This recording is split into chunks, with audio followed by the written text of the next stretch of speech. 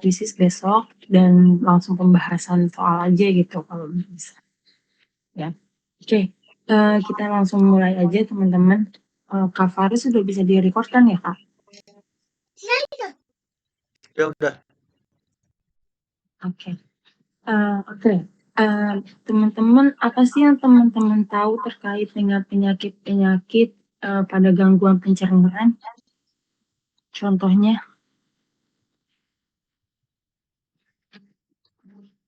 kira-kira apa aja tuh penyakit yang ada pada gangguan pencernaan, teman-teman? Diare ya Kak, konstipasi, mah. Oke. Diare, konstipasi, mah. Selain itu, kira-kira apa lagi?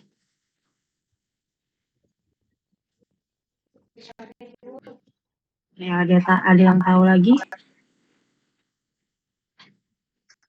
Mual muntah masuk ke penyakit gangguan pencernaan nggak kira-kira?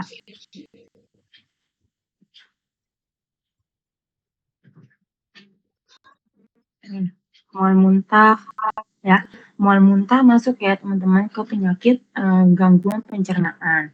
Terus ada lagi ulkus peptik, ya, dan juga gastritis. Nah, itu materi-materi yang bakal kita bahas malam ini. Maaf Kak, apa saya aja ya yang screen-nya masih gambar orang-orang? Oh, Jadi belum ada gitu. sebentar.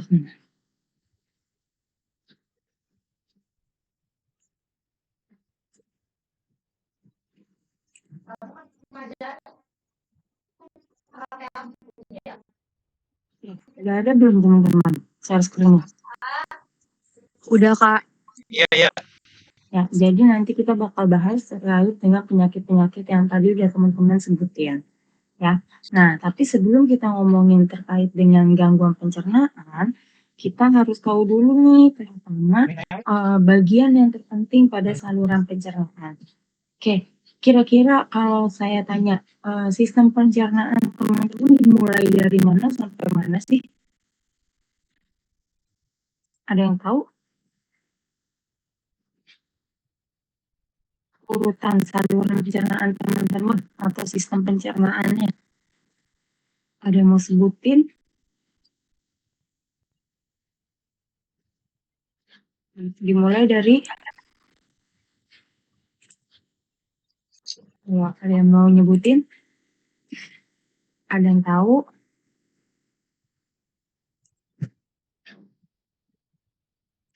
Dimulai dari namanya mulut ya teman-teman. Nah dari mulut kira-kira kemana tuh larinya makanan yang teman-teman makan? Tenggorokan. Oke. Dari habis tenggorokan kira-kira kemana lagi tuh? Kerongkongan. Biasanya kalau untuk saluran pencernaan justru langsung masuknya ke dalam yang namanya kerongkongan. Ya. Nah terus dari kerongkongan kemana tuh? Lambungnya Kak. Iya, lambung. Kemudian ada yang namanya usus. Usus apa dulu nih? Dari Atau kita sebut dengan usus Halus. Iya, usus halus itu ya. Kalau udah selesai usus halus, baru kita masuk yang kayak namanya usus besar atau ya usus besar. Ya, baru yang gedein atau disimpan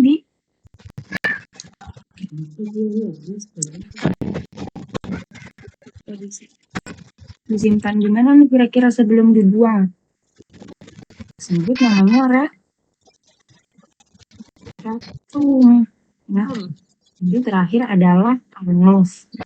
Nah, ini teman-teman harus hafal nih, harus tahu. Kenapa? Karena kaitannya adalah dengan penyakit-penyakit pada gangguan pencernaan adanya di sini nih teman-teman. Ya. Nah, biasanya yang sering salah atau yang sering kita ketukar itu adalah area yang ini nih, kerongkongan. Ya, kadang kita nyebutinnya adalah tenggorokan. Ya, padahal tenggorokan itu di dalamnya ada bagian-bagiannya lagi kalau teman-teman pelajari lebih dalam. Ya, nah kalau pada saluran pernafasan nanti dibagi lagi tuh, ada yang namanya faring, ada yang namanya laring, ya. Itu masuk ke dalam bagian dari tenggorokan teman-teman. Ya, jadi beda tuh antara saluran pernafasan dengan saluran pencernaan. Oke, ini untuk bagian-bagiannya teman-teman harus hafal. Kenapa? Mungkin di soal-soal UK nggak akan keluar bagian mananya. Tapi ini basic yang harus teman-teman tahu terkait dengan saluran pencernaan. Ya. Nah, ini tadi yang teman-teman sebutin di atas. Nah, yang paling berperan penting dalam penyakit-penyakit yang tadi udah teman-teman sebutin, terutama gastritis, ya, kemudian ulkus peptik dan juga satu lagi tuh GERD, ya. Nah, itu adalah kaitannya di sini nih teman-teman, di lambung. Nah, kenapa kok lambung yang punya peranan?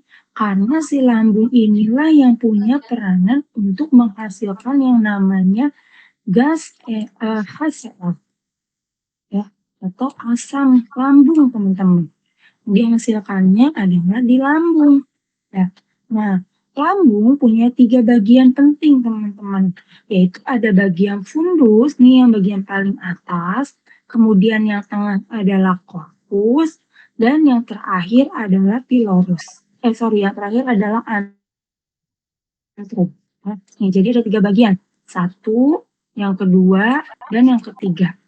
Nah, di mana sih tempat produksi dari si asam lambung? Kira-kira ada yang tahu? Di bagian yang nomor 1, 2, atau 3 nih kira-kira yang tugasnya ngeproduksi asam lambung? Nomor 2 nggak, Kak? Nomor 2. Yang lain? Sama Sama. Nomor 2. Oke, ya. Jadi yang sebenarnya punya tugas untuk memproduksi asam lambung justru adalah bagian yang nomor 1 dan bagian yang nomor 3. Nih kalau teman-teman lihat di sini, ya, ada gambar yang tanda panahnya itu nih ke sini. Nah, ini nih si bagian antrum yang warnanya keping-pingan ini dan juga fundus punya peranan nih untuk menghasilkan yang namanya gastrin. Ya. Nah, itu si fungsinya yaitu adalah untuk mensekresi atau menghasilkan yang namanya HCl. Ya.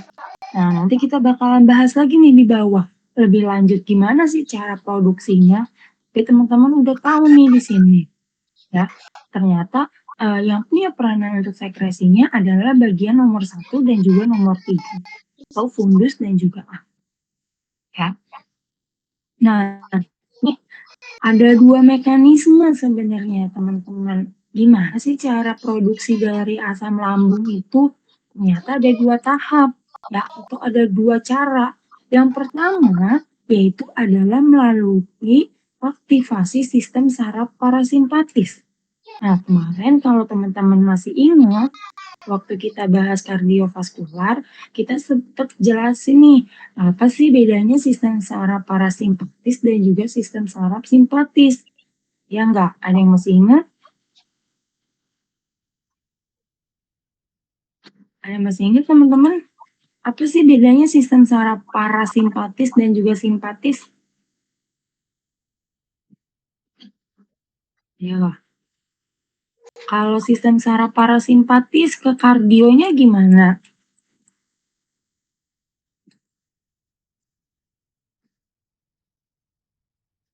Ada yang ingat ke kardionya dari sistem saraf parasimpatis?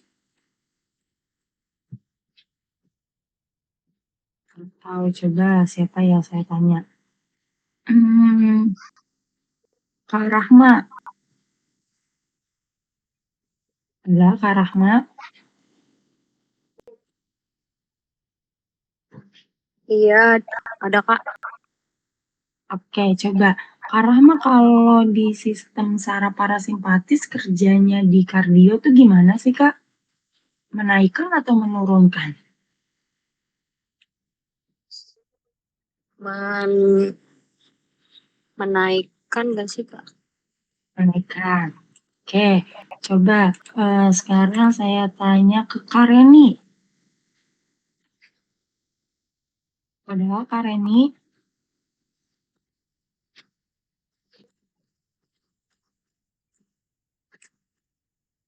halo, Kak Reni ada?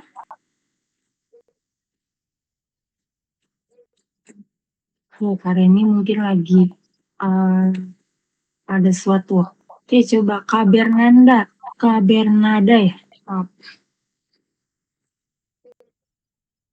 Ada Kak Bernada? Gak usah malu-malu, Kak. Ayo, kira-kira kalau ke kardio gimana tuh? Sistem saraf parasimpatis.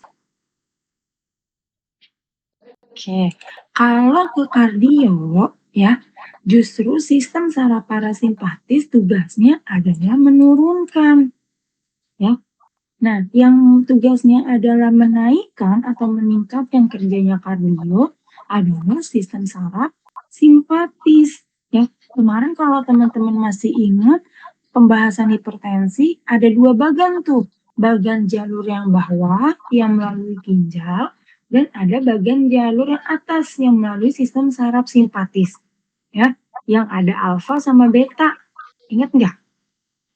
Atau pernah dengar mungkin yang kemarin mungkin nggak join? Ya. Nah, kalau yang saraf parasimpatis kebalikannya tuh. Jadi dia tugasnya ke kardio itu adalah menurunkan. Sedangkan ke organ lainnya adalah lawannya, yaitu menaikkan. Ya. Nah, karena kerja ini nih teman-teman, makanya salah satu organ yang bisa dipicu oleh sistem saraf parasimpatis yaitu adalah lambung, teman-teman. Selain lambung, Kak, nih, teman-teman bisa lihat. Ini organ-organ yang bisa dipicu oleh yang namanya fungsi dari sistem saraf parasimpatis. Ya, ada mata ya yang menyebabkan nanti yang namanya dilatasi pupil, kemudian ada empedu ya, kemudian paru-paru dan lain sebagainya. Ya. Nah, terjadinya di mana nih aktivasi sistem saraf parasimpatis? Terjadinya yaitu di fundus. Jadi fundus bagian yang nomor berapa? 1, 2, atau 3? 1, Kak. Iya, betul ya. Di bagian yang nomor 1. Neurotransmitternya apa yang bekerja pada aktivasinya? Yaitu adalah asetilkolin.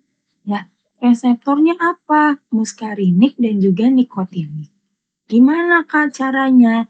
Jadi ketika sistem saraf parasimpatis ini aktif, ya dibawa nih sama neurotransmitternya dari otak. Si asetilkolinnya bawa nih, oh tugas saya mengaktifkan sistem saraf parasimpatis. Ya, lalu dia ketemu nih nanti sama reseptor muskarinik dan nikotinik. Ya, nah ketemu nih reseptor muskarinik atau reseptor M1 kita sebutnya. Setelah ketemu sama si reseptor muskarinik, maka dia akan membuka yang namanya sel ECL, teman-teman. Nah, sel ECL ini apa? Sel ECL ini dia adalah awal mula atau komponen utama dari yang namanya asam lambung. Ya. Nah, tapi si sel ECL ini nggak akan bisa yang namanya masuk ke daerah sel parietal sebelum dia ketemu sama yang namanya reseptor histamin. Ya, jadi dia harus ketemu dulu nih sama reseptor histamin. Setelah dia ketemu sama reseptor histamin, baru tuh dia masuk nih ke sel parietal. Ya. Nah, di sel parietal dia akan ketemu namanya enzim H+ atau K+ ATPase. Nah, kenapa namanya enzim H+ atau K+ ATPase? Karena dia akan merilis nih salah satu ionnya, yaitu adalah si H+. Ya. Sedangkan lambung kita udah punya nih yang namanya Cl-min. Ya. Temulah tuh hasil dari sel parietal dan juga enzim H+ ini. Akhirnya si H+ dengan si Cl. maka akan membentuk yang namanya HCl. Ya, ini awal pertamanya nih, atau mekanisme yang pertama ya dari aktivasi sistem saraf parasimpatis. Ada pertanyaan dulu untuk mekanisme yang pertama?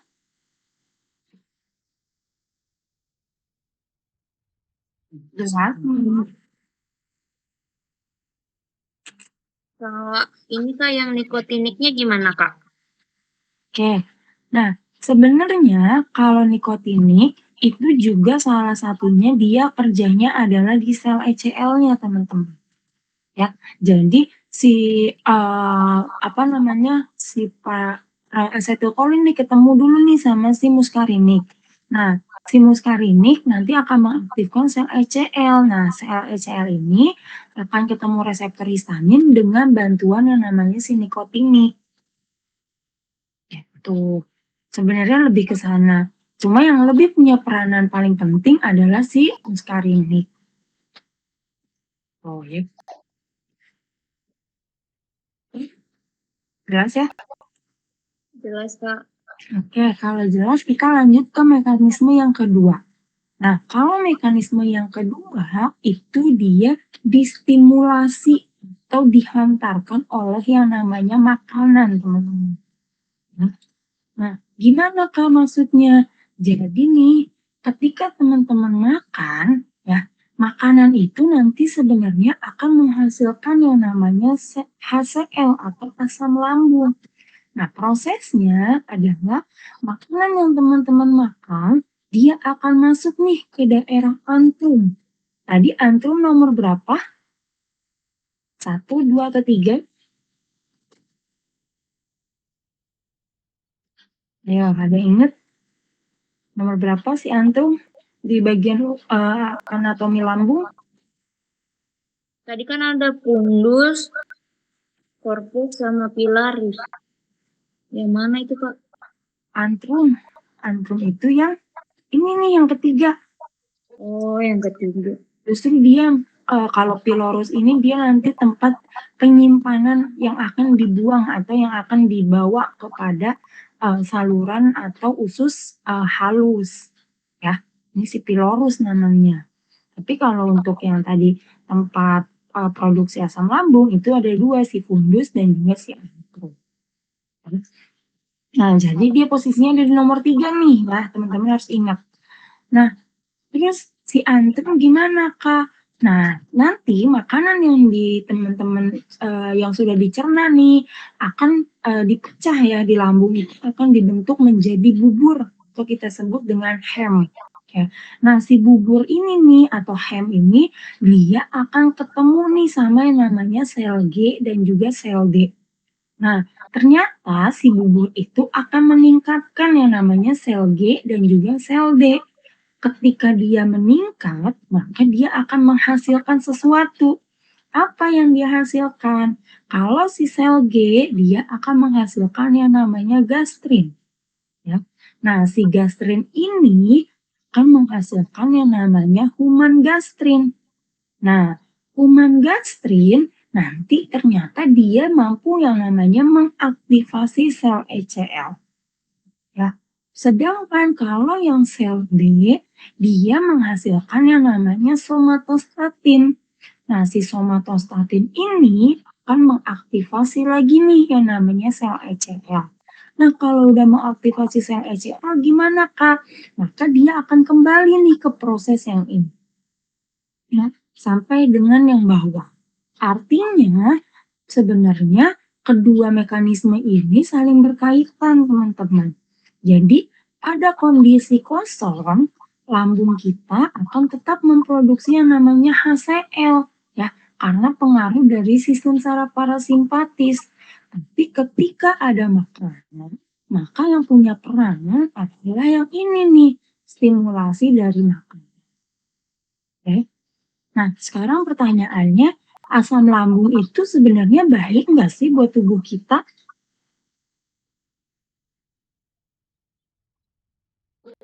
Ya, kira-kira asam lambung baik nggak sih?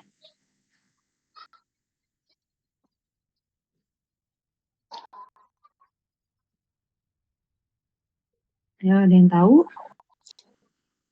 Membantu buat ngancurin makanan gak sih, Kak? Iya, benar. Ya, sebenarnya iya. Asam lambung itu sebenarnya kita perlukan, teman-teman. Ya, kenapa diproduksi kalau misalnya memang tidak diperlukan? Ya, salah satu fungsinya dari asam lambung yaitu adalah membantu memecah makanan. Kemudian dia juga membantu menghindari yang namanya bakteri dan juga virus pada saluran pencernaan.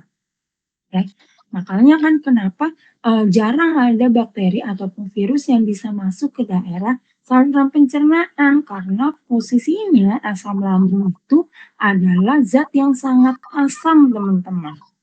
Makanya kalaupun ada virus ataupun bakteri yang masuk ke daerah saluran pencernaan, maka dia harus bakteri yang tahan terhadap asam. Tuh. Nah, tapi kenapa Kak? Kok bisa sih menyebabkan penyakit? Ya kemarin balik lagi ke konsep obat atau ke konsep yang ada di tubuh kita. Ketika keadaannya tidak sama atau tidak ada pada batas normalnya, maka dia bisa menyebabkan suatu kelainan. Ya, sama aja kayak teman-teman mungkin masak, terus porsi garamnya teman-teman dibanyakin. Ya, pasti makanannya bakalan jadi asin. Ya, nah makanan yang asin itu pasti teman-teman nggak akan makan. Sama aja, ketika asam lambung kita terlalu banyak, maka dia bisa mengiritasi teman-teman daerah yang ada pada saluran pencernaan kita. Ya, yang ada malah luka. Luka maka kita perlu penanganan dengan caranya adalah mengurangi si asam lambung. Oke, jelas ya untuk mekanisme awal ini?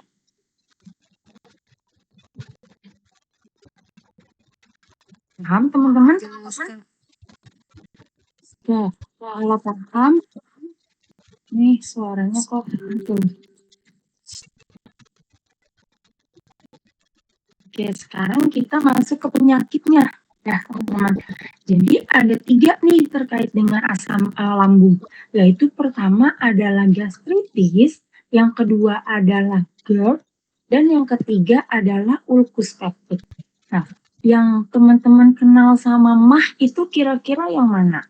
Gastritis, GERD, atau ulkus peptik? Ya, teman-teman kan suka sebut tuh, aduh gue sakit MAH nih. MAH gue kambuh. Kira-kira yang mana sih yang namanya MAH itu? Gastritis bukan, Kak? Iya, betul. Ya, MAH itu bahasa ilmiahnya adalah gastritis. Ya. Kalau teman-teman sering dengar mah nih gue mah, nah itu tuh gastritis. Artinya apa? Gastro itu saluran, gastro itu adalah lambung. Itis artinya ada peradangan. Ya, secara arti bahasanya nih. Nah, kalau secara pengertian, artinya kenapa? Kelebihan asam lambung. Ya, nih dibilang kelebihan asam lambung. Nah, pengobatannya gimana? Pengobatannya cuma satu, teman-teman, yaitu menetralkan pH lambung atau mengurangi sekresi asam lambung. Oke. Nah, caranya apa? Kalau ada penyakit gastritis, maka kita perlu penanganannya atau pasien MAH, penanganannya yang pertama adalah menggunakan obat antasida. Ya, antasida punya 2 kandungan nih, MgOH dan juga ALOH3. Ya, jangan ketukar, biasanya sering ketukarnya MgOH itu 2, kalau ALOH itu 3. Ya. Nah, second line-nya teman-teman bisa pakai golongan H2RA. Contoh obatnya apa nih? Ada ranitidin, ya, simetidin, dan juga famotidin. Oke. Third line-nya yang paling berat atau ketika sudah tidak mempan nih pakai yang second line, maka teman-teman pakai golongan PPI. Obatnya apa? Yang belakangnya zolzol nih. Ya, omeprazol, lansoprazol, pantoprazol, dan zolzol lainnya. Oke. Nah, sekarang saya mau nanya, efek sampingnya MGOH itu apa ya?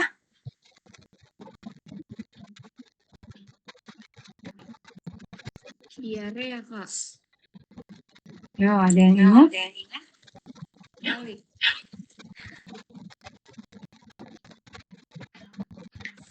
MGOH efek sampingnya apa?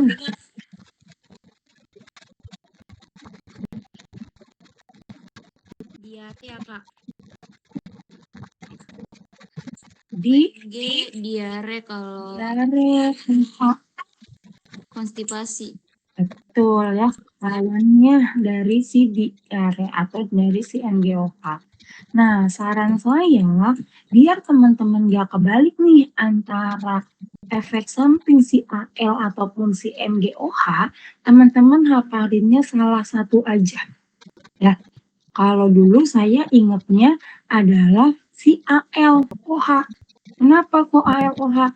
Oh, L, ada L-nya nih. L itu kalau huruf kecilnya dia hampir mirip kayak I kapital. Nah, konstipasi belakangnya I. Makanya saya ingatnya, oh iya, L. Berarti dia konstipasi. Nah, tingginya pasti lawannya. Tuh. Kenapa kok saya bilang harus hafalinnya salah satu aja? Karena ketika teman-teman hafalin dua-duanya, kadang kita lupa. Ya, kadang kita malah kebolak-balik. Yang diare yang mana ya? Kayaknya seingat saya yang diare si MG deh. Kayaknya AL deh. Tuh. Tapi kalau teman-teman ingat, saya hafalnya si AL aja. AL diare, AL konstipasi. Nah, pasti kalau teman-teman udah ingat si MG itu adalah lawannya. Enggak, pokoknya apapun itu lawannya. Ya, teman-teman ingat si MG, AL-nya diare, konstipasi. Nah, KMG-nya adalah diare. Ya. Nah, kalau si H2A golongan tidin-tidin, ranitidin, simetidin, famotidin, efek sampingnya apa?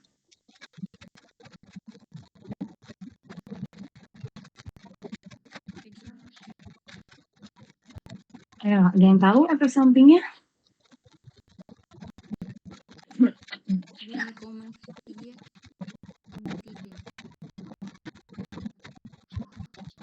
Apa teman-teman efek sampingnya? Kejang perut bukan kak? Yang paling khas banget ini sering banget keluar loh. Ginekomastia. Apa? Ginekomastia. Iya bener, pelan banget sih kan suaranya. Yang paling efek samping yang paling khas adalah ginekomastia. Apa sih ginekomastia?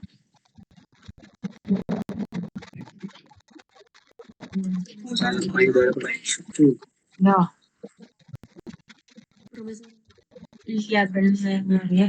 Kalau soal suka biasanya teman-teman harus tahu dua hal. Yang pertama, bahasa ilmiahnya dan bahasa non ilmiahnya. Kenapa? Karena pernah tuh waktu saya UKAI itu waktu saya UKAI itu yang keluar itu bukan gingival hyperplasia, tapi adalah gusi berdarah. Atau sebaliknya, pernah waktu kasusnya kakak kelas saya, itu yang keluar adalah bahasa lainnya, facial cleft, ya, artinya bibir sumbing. Nah, kalau kita hafalinnya cuma bibir sumbing aja efek sampingnya dari obat A misalnya. Nah, maka ketika di opsi jawabannya keluar facial cleft, kita bingung. Aduh, apa nih yang paling benar? Ya, jadi teman-teman harus tahu.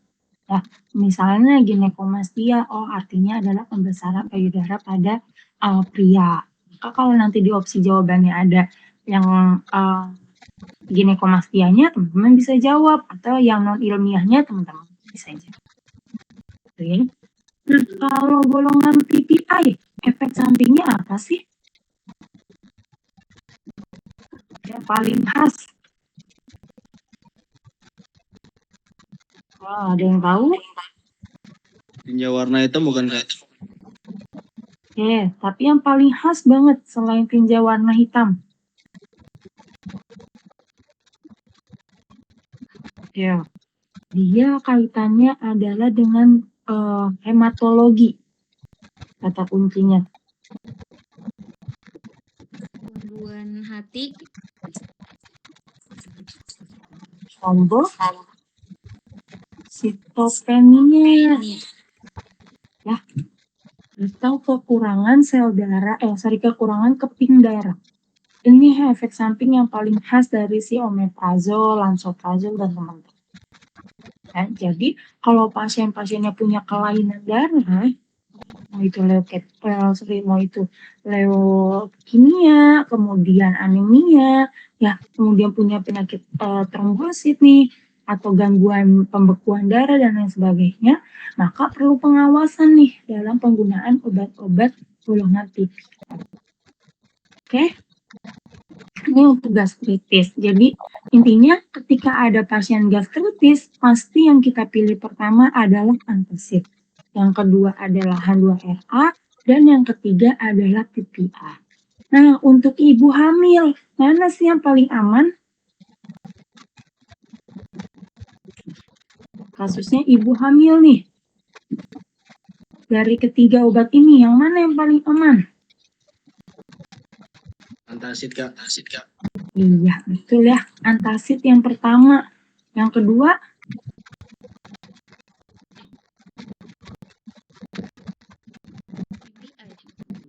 si H2RA, ya. Udah cukup sampai di sini aja untuk ibu hamil. Jadi untuk ibu hamil terapinya cuma ada 2, antasid atau pemberian obat golongan H2R, terutama si ranitidin ya yang paling aman.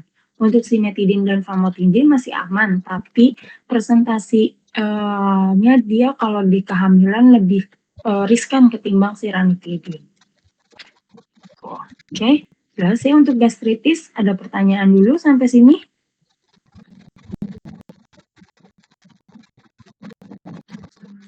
Jelas, Kak. Paham ya teman-teman?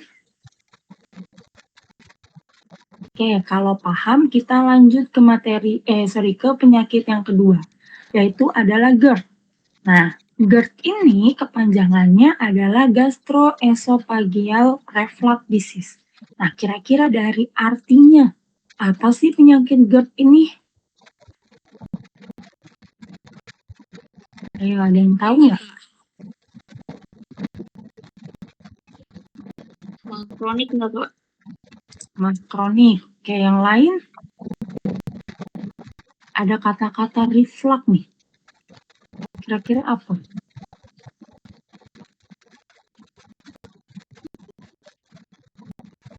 Oke, kalau penyakit GERD ya teman-teman, artinya terjadi reflux atau aliran balik.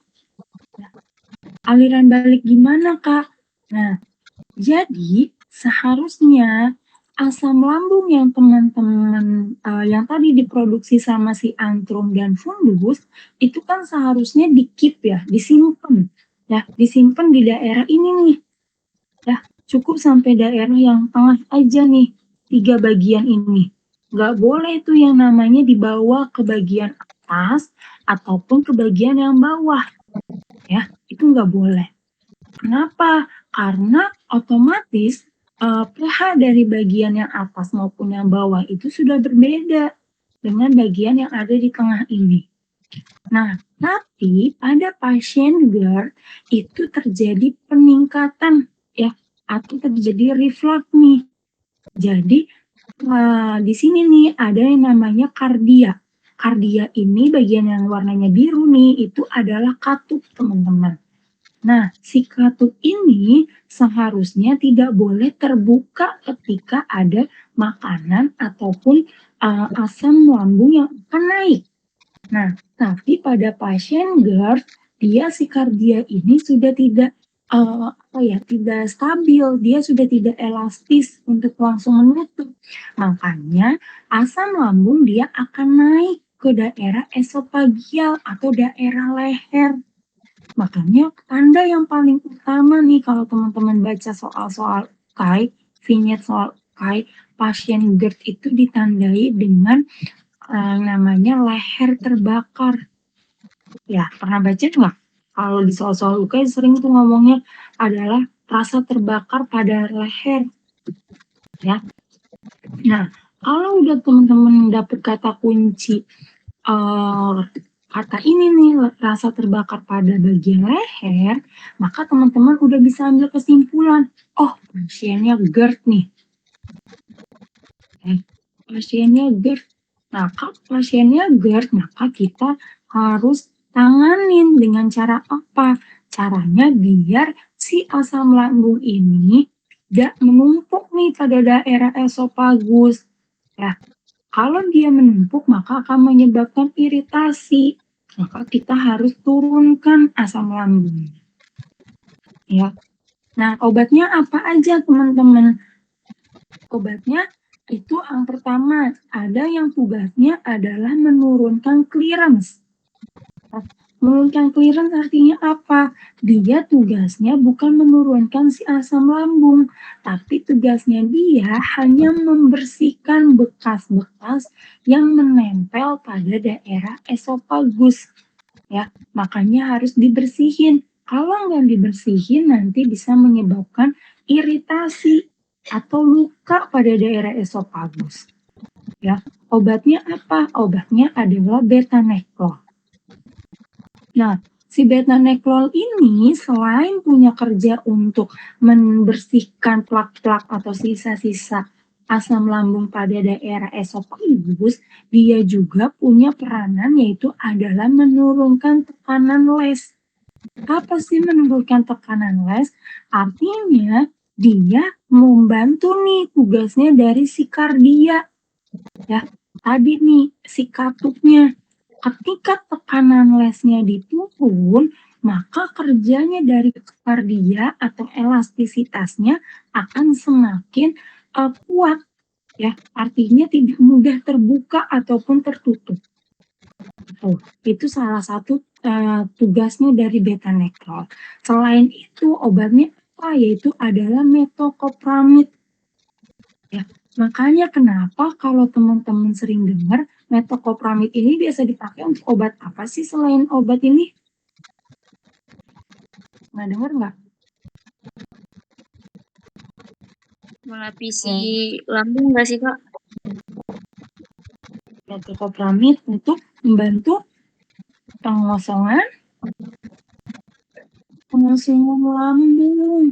Ya, biasanya tuh kalau pasien-pasien mau operasi dadakan, ya, tapi kan pasiennya nggak puasa. Nah, biasanya dibantu nih sama obat metoclopramid, membantu pengosongan lambung. Kenapa? Karena kan tadi si kardiaknya ini ditutup nih sama dia, dilapisin, ya, biar rapi. Otomatis dia juga membantu makanan nggak akan ada yang bisa masuk lagi. Nah, yang di sini akan bisa langsung cepat dikeluar. Gitu ya. Itu salah satu tugas dari metoclopramid.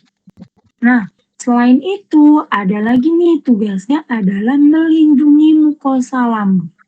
Yaitu adalah si sukralfat dan juga asam alginat. Nah, kalau si sukralfat dan asam alginat ini tugasnya cuma melindungi teman-teman. Ya.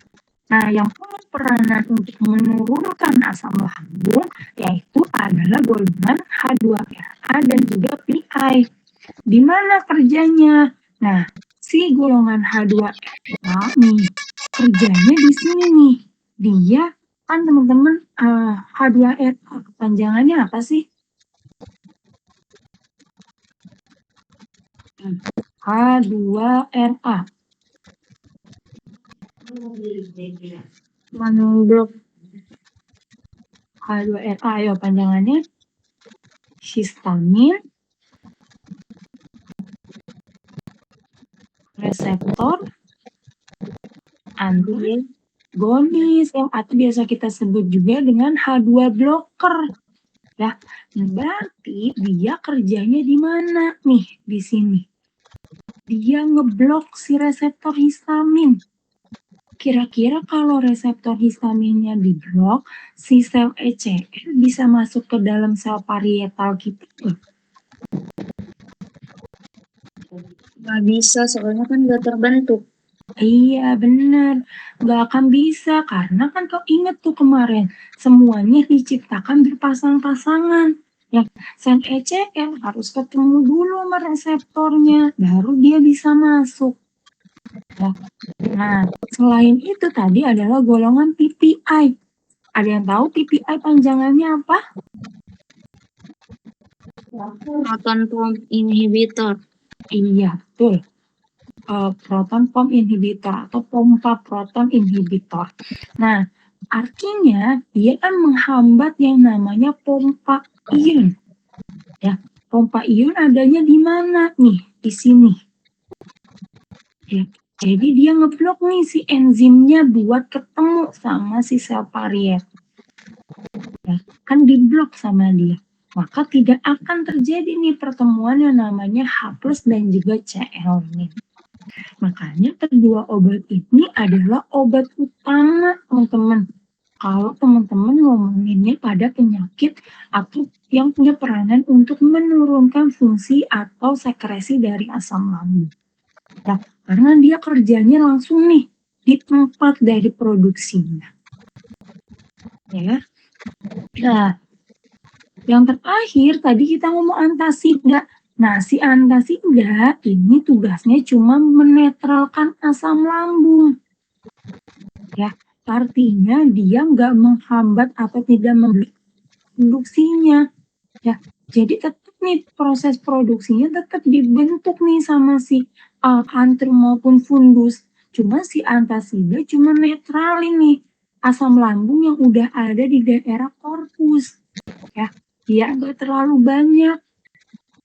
Oh, makanya kalau teman-teman ngomongin penyakit GERD, kira-kira first line yang paling cocok atau yang paling utama, kira-kira yang mana?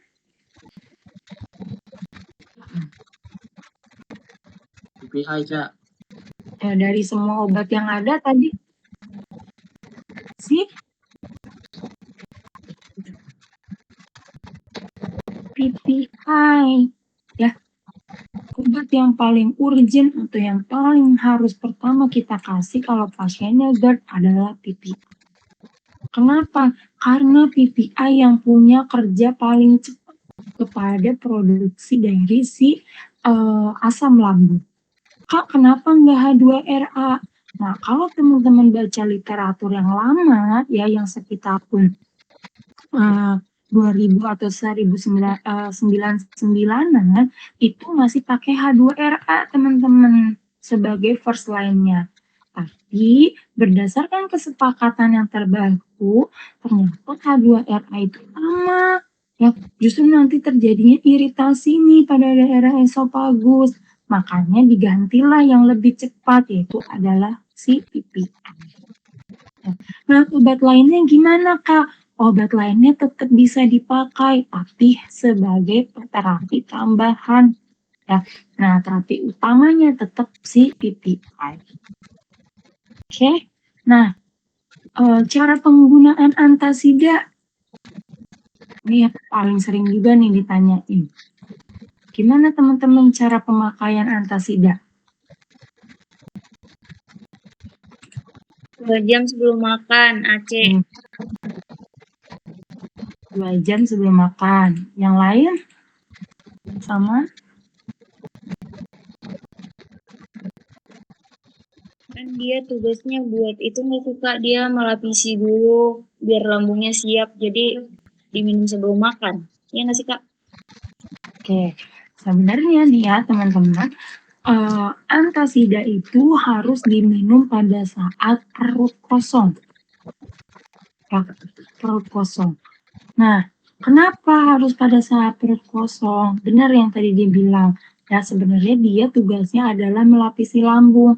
Tapi ketika teman-teman ada makanan, nah si antasid ini bisa terpengaruh sama makanan. Ya, karena tadi dia isinya adalah logam, teman-teman.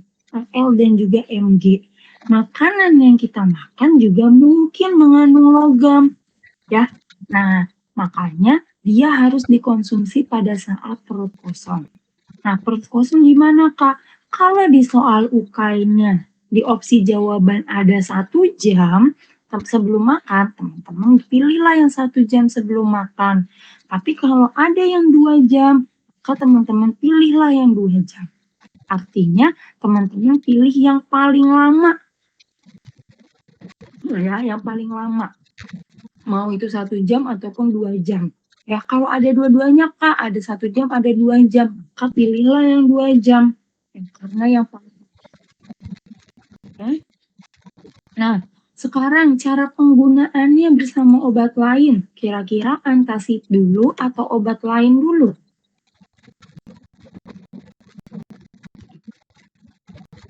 Antacid dulu, Kak. Antacid dulu. Kalau yang lain? Tapi dijeda, Kak. Oke. Benar ya. Antacid dulu yang dipakai. Kenapa antasida duluan? Kaitannya sama apa? Apa yang mungkin timbul dari penggunaan antacid sama obat lain? Oke. Antasida digunakan duluan karena si antasida ini mampu menurunkan absorpsi obat lain. Jadi, ketika nih teman-teman mengkonsumsi, contoh antacid teman-teman konsumsi sama antibiotik, ya, atau sama obat paracetamol, ya, maka nanti yang ada absorpsi atau penyerapan dari si paracetamolnya akan menurun teman-teman. Yang akan banyak diserap oleh tubuh itu cuma si antacidnya, sedangkan paracetamolnya tidak akan menimbulkan efek. Makanya harus dijeda. Nah, dijedanya berapa lama? Dijedanya juga kalau bisa selama mungkin.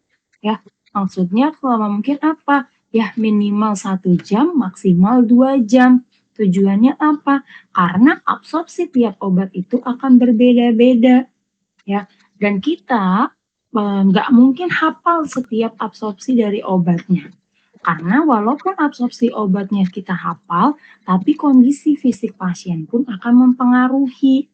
Ya, makanya biasanya kita nggak bisa nentuin atau kita biasa ngasih tahu ke pasien. Kalau teman-teman waktu magang di rumah sakit mungkin ngasih tahu ke pasien atau memberikan informasi, ya berikanlah informasi yang memang secara general, ya karena kita nggak tahu nih pasiennya kira-kira kondisi fisiknya seperti apa.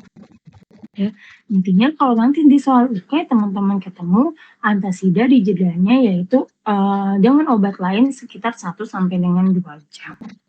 Oke. Nah, kemudian sekarang saya punya pertanyaan lagi. Kalau di soal UK atau ada yang nanya misalnya ke teman-teman, ditanya nih, kalau disuruh make antasida sama obat UTI, kira-kira teman-teman milih yang mana yang dipakai duluan ya? Antasida dulu, nanti dijeda 1 jam, baru ngambil, baru PPI. Oke, yang lain? Sama nggak? Atau punya pendapat yang berbeda?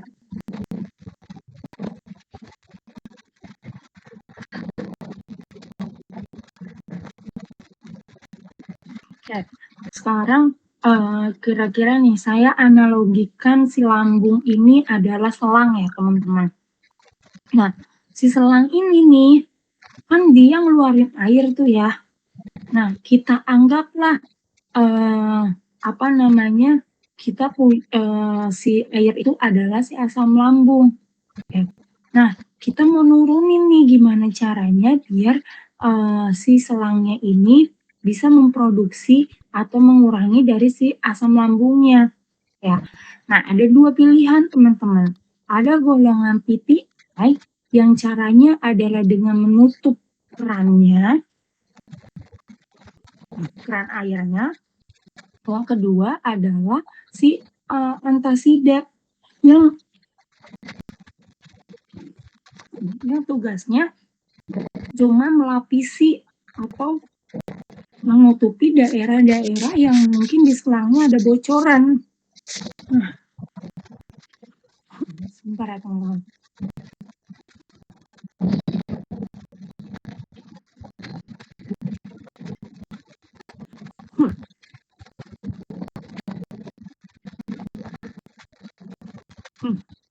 Nah, kira-kira teman-teman kalau dapatkan 2 pion gitu, teman-teman milih yang mana? Menutup kerannya terlebih dahulu atau cuma menutup bocoran yang ada pada selangnya untuk mengurangi jumlah air yang keluar. Tutup dulu bocornya, habis itu tutup kerangnya. Nah, kalau kira-kira ditutup dulu bocorannya, berarti airnya tetap mengalir ya. Nah, kira-kira tambalannya bisa merekat nggak sih? Kalau air yang nggak diberhentiin?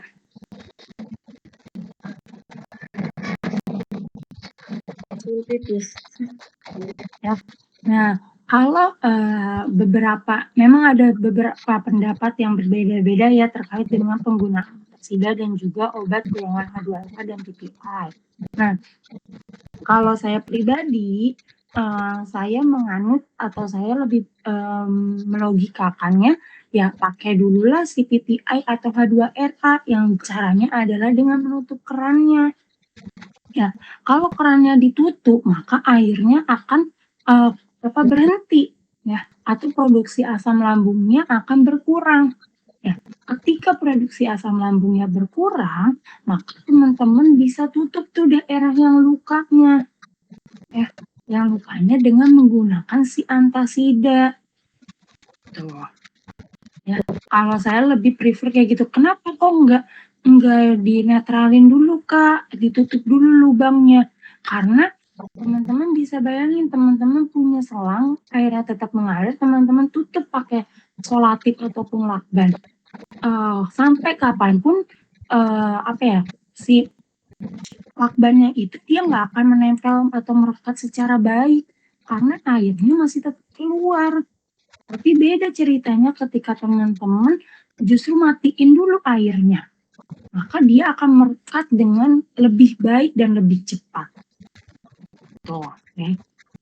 Nah, sebenarnya cuma perdebatan sih. Mungkin nanti kalau teman-teman kerja di rumah sakit itu juga menjadi perdebatan yang sering banget ditanyain kayak. Oke. Tapi untuk penyakit PPI yang paling utama adalah ini. Nah, kapan sih kita pakai sukralfat, teman-teman? Atau bagian pelindung mukosa itu kapan kita pakai?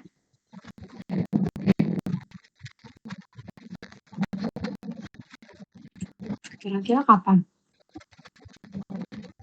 Ketika ada luka ya. Kalau di soalnya udah bilang, wah ada luka, ada pendarahan pada daerah lambung, baru teman-teman pasti berikan yang namanya sukralfat sebagai terapi. Tetap harus dibantu dengan obat-obat penurun asam lambungnya ya, tapi ini juga harus diberikan. Oke, jelas ya untuk penyakit GERD. Mau tanya Kak, Tanya maaf mau nanya. Iya. Kak, mau nanya mengenai GERD atau ini ya kayak yang pertama. Itu kalau untuk anak-anak first line-nya apa ya Kak? Oke, kalau untuk anak-anak tetap first line-nya pakainya antasid dulu. Kalau GERD berarti kita harus pakainya si H2RA untuk anak-anak. Oke, terima kasih Kak. Artinya gitu. Karena kan GERD ini tingkatannya lebih berat lah daripada si gastritis. Karena itu tadi dibilang udah adanya rasa terbakar atau asam lambungnya sudah sampai naik. Oke. Nah, yang ketiga itu ulkus peptik, teman-teman. Nah, kalau ulkus peptik ada satu gejala yang paling khas. Kira-kira apa yang sering banget keluar di soal-soal UKAI?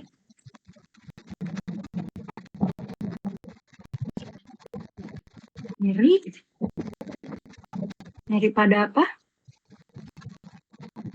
Nyeri ulu hati bukan Kak? Itu ya, nyeri pada ulu hati. Jadi kalau udah ada soal bilang, oh nyeri pada ulu hati, masuk kategori yang ulkus peptik. Oke, bisa ya bedain ya. Kalau yang tadi gastritis mah, kalau GERD itu rasa terbakar pada leher, kemudian ulkus peptik adalah nyeri pada ulu hati. Nah, ternyata ulkus peptik itu dia banyak penyebabnya teman-teman. Bisa jadi karena gangguan sekresi HCl, adanya peningkatan HCl, stres, dan juga iritasi. Ya, nah tapi di soal-soal UKAI yang paling sering keluar itu adalah kategori yang ini nih, yang stres. Ya, kalau stres, maka teman-teman berikannya adalah obat H2R. Nah, termitidin, simetidin, famotidin, dan teman-temannya. Ya, kalau yang ke-1 dan kedua, itu nanti nih kalau peningkatan HCl kaitannya masuknya ke gastritis ya. Berikannya antasida, berikannya bikarbonat. Ya, kalau misalnya sekresi HCl, maka diberikannya adalah PPI. Ya, karena nanti kaitannya adalah dengan GERD. Ya, maksudnya kaitannya itu manifestasinya. Jadi kalau ini nggak ditangani dengan baik, maka akan berujung kepada GERD. Kalau ini nanti biasanya awal mulanya adalah dari si gastritis. Nah, terakhir tadi iritasi atau luka pada mukosa sama kayak yang tadi saya jelasin, maka menggunakannya adalah PPI dan juga SOCA. Nah, yang paling sering ditanya nih, yang stres. Oke, teman-teman jadiin kata kunci. Nah, kalau stres terus sudah dipakein ini, tapi ada rasa-rasa kembung atau mual, kira-kira teman-teman kasihin apa obatnya? Kalau juga tuh ditanya ada kata-kata kembung.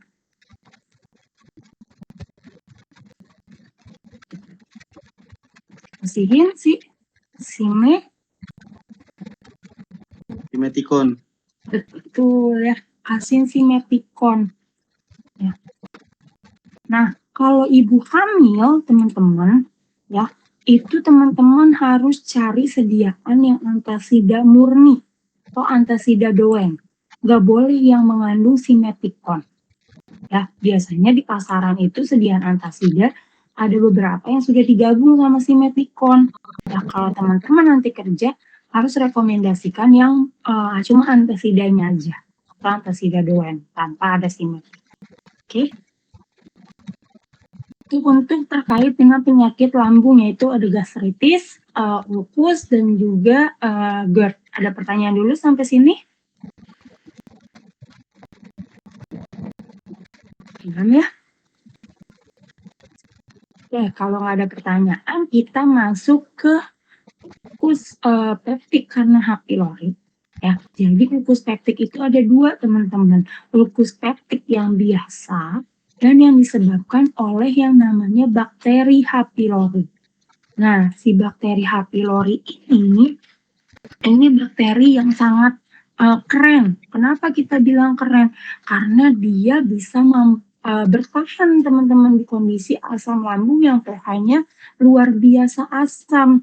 Ya, sedangkan bakteri-bakteri lain tuh nggak sanggup tuh membuat ada di asam lambung. Cuma H. pylori yang bisa.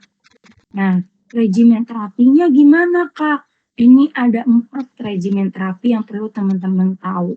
Nah, yang perlu teman-teman hafalin adalah si antibiotiknya. Kenapa? Karena H. pylori ini bakteri. Ya, maka cuma bisa dibunuh oleh yang namanya antibakteri atau antibiotik. Obat lini pertamanya sama, H2RA ataupun PPI, tapi yang paling sering digunakan adalah si PPI. Ya. Nah, yang beda adalah si antibiotiknya. Apa antibiotiknya? Yang pertama, ya, untuk yang first line-nya itu adalah clarithromycin ditambah amoxicillin atau metronidazole. Nah, yang kedua, second line-nya PPI ditambah bismut subsalisilat ditambah metronidazole ditambah tetrasiklin. Ya, jadi klarital sama amoknya dibuang nih di second line-nya. Cuma diambil si metronidazole dan diganti sama si tetracycline. Ya. Kemudian third line-nya itu pakainya tetap nih masih PPI. Nah, balik lagi nih si amoknya. Ya, amoknya balik lagi ditambah metronidazole, tetap tuh yang tadi second line-nya ditambah tetracycline. Ya. Jadi bedanya yang kedua sama ketiga apa? Bismutnya dibuang, diganti sama amok. Ya. Nah, yang terakhir adalah jika infeksinya persisten atau fourth line, ya, yang sudah menetap nih, nggak bilang hilang atau lama banget dia betah di dalam tubuh kita, maka kita berikan adalah amoxicillin ditambah levofloxacin. Ya, golongan golongan floxacin ya, ciprofloxacin, levofloxacin itu dia golongan yang paling tinggi kalau di kasta antibiotik. Ya, makanya dikasihnya di ya. Nah, selain itu yang teman-teman biasanya sering jadi pertanyaan soal UKAI adalah dosis amoxicillinnya teman-teman. Ya, karena amoxicillin yang digunakan untuk H. pylori itu beda, yaitu adalah sebanyak 1 gram. Biasanya amoxicillin yang digunakan itu cuma 500 mg, ya enggak? Tapi untuk kasus H. pylori itu yang dipakai adalah 1 gram. Oke, jelas ya untuk regimen ulcus peptic karena H. pylori? Nah, berapa lama nih penggunaan masing-masing obatnya atau masing-masing regimennya? Kalian tahu berapa lama? First line, kemudian ganti ke second line, third line, ataupun fourth line-nya kira-kira masing-masing berapa lama? 14 hari ya teman-teman. Itu syaratnya untuk penggantian dari masing-masing regime. Kalau ternyata masih ada nih, masih terasa ulcus peptic atau masih terdapat si H. pylori setelah dikultur, maka ganti ke second line-nya. 14 hari kemudian baru ganti ke ya. Oke, ada pertanyaan dulu? Jelas ya? Oke, kalau nggak ada pertanyaan, kita lanjut ke penyakitnya yaitu adalah diare. Nah, kalau diare yang paling gejala ataupun yang paling sering kita lihat itu ada 2. Kira-kira apa tuh teman-teman?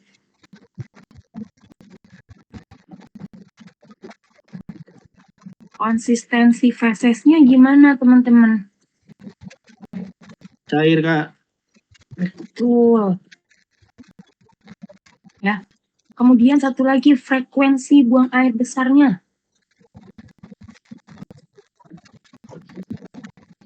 Kalau pasien diare frekuensinya gimana? Sedikit, banyak,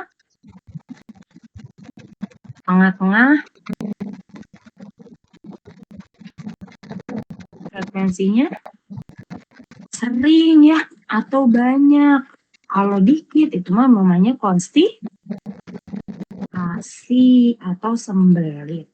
Ya, ini gejala atau ciri yang paling khas. Nah, ini teman-teman bisa baca ya nanti kenapa atau mekanisme apa yang terjadi pada saat pasien diare. Ini cuma teori aja.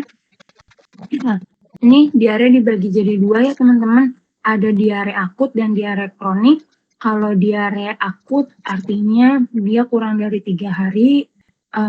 Kemudian kalau diare kronik dia lebih dari 14 hari. Nah, kalau diare akut nanti yang kita cek juga nih teman-teman, apakah ada demam atau tidak.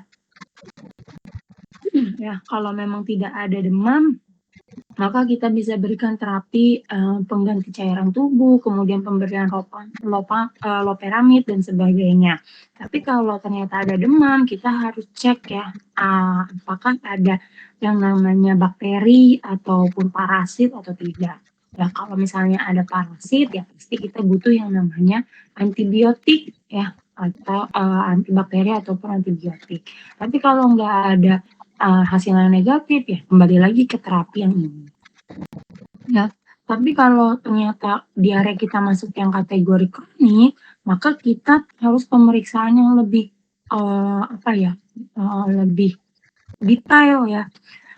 Penyebabnya apa? Bisa jadi beberapa masalah yang di atas ini. Nah, nanti adjustment terapinya pun berbeda-beda. Kayak gitu, tergantung dari penyebab dari masalah itu sendiri. Ya. Nah, tapi yang paling urgent untuk terapi diare ini teman-teman yang harus tahu, yaitu obat untuk diare itu cuma ada 4 teman-teman. Yang pertama adalah antimotilitas, yang kedua absorben, yang ketiga redehidrasi, dan yang keempat adalah probiotik. Nah, kalau antimotilitas kira-kira kerjanya gimana? Ada yang tahu antimotilitas? Kalau pasien diare, kira-kira gerakan peristaltik ususnya cepat atau lambat? Cepat ya, Kak. Betul. Ya, gerakan peristaltiknya cepat. Ya, makanya banyak yang keluar. Ya, kan kalau teman-teman mungkin nanti bisa tuh nonton di YouTube. Jadi gerakan peristaltik itu dia yang membantu makanan untuk dikeluarkan atau dilanjutkan ke proses selanjutnya. Nah, seharusnya si gerakan peristaltik ini menyesuaikan. Ketika ada banyak makanan dia akan cepat, tapi ketika tidak ada makanan dia akan lambat. Tapi kalau pada pasien diare, mau itu ada makanan, mau nggak ada makanan, dia tetap cepat tuh teman-teman. Maka dia akan terus keluar. Nah, obat siloperamid tugasnya adalah antimotilitas. Ya, artinya memblok atau memperlambat kerja dari gerakan peristaltik usus. Ya, diperlambat kerjanya. Maka makanan ataupun cairan tidak akan keluar dengan mudah.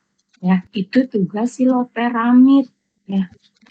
Oke, yang kedua tugasnya si absorben, acapulgit dan juga kaulimpektin.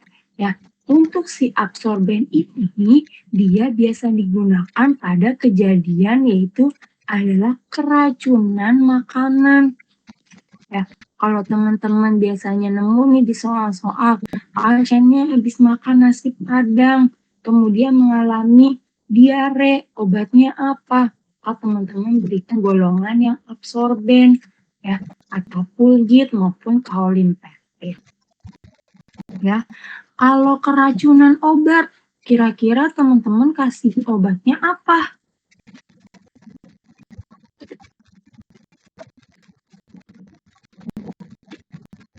Ya, ada yang tahu keracunan obat dikasihnya apa?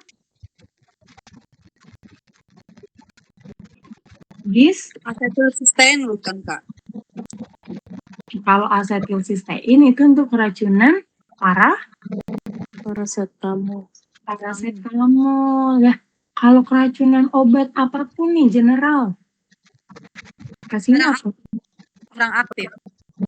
Kurang aktif bisa, tapi yang paling khas bismut ya, bismut subsalisilat. Nah, untuk karang aktif ataupun norit itu biasanya dikasihnya untuk keracunan obat pada anak-anak.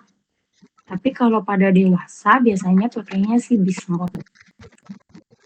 Oh ya. Nanti bisa teman-teman tambahin. Oke. Kalau nanti misalnya teman-teman keluar. Nah, kalau kayak keracunannya udah ketahuan nih spesifik, kayak misalnya keracunan sianida, nah itu nanti obatnya beda lagi ya. Keracunan tadi paracetamol ya obatnya N-asetilsistein. Itu ya berbeda-beda. Nah, terus yang ketiga itu adalah redehidrasi. Ya, redehidrasi artinya kita mengganti cairan tubuhnya ya biar tidak terjadi yang namanya dehidrasi. Biasanya kasus diare justru yang paling penting adalah ini. Ya, kenapa? Karena kita kadang nggak sadar nih kalau lagi diare lemes, ya rasanya pengen bolak-balik kamar mandi. Nah, ini yang perlu kita terapi terlebih dahulu, ya, adalah mengganti cairannya, apalagi pada anak-anak yang belum mengerti, ya.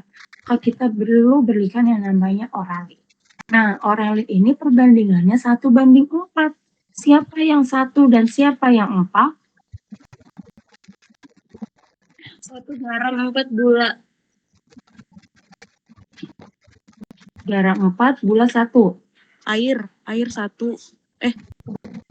Garam 1, gula 4. Garam 1, gula 4. Yang lain sama nggak? Sama. Iya, benar ya. Garamnya yang 1, gulanya yang 4. Oke, jangan ketukar. Ntar bilangnya gulanya yang 1, garamnya yang 4. Ya, yang benar garam.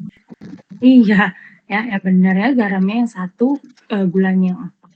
Oke, nah yang terakhir adalah probiotik.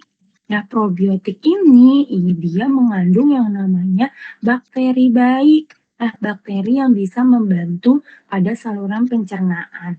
Ya, Lactobacillus. Biasanya ini kalau teman-teman lihat di iklan ini adanya pada minuman apa?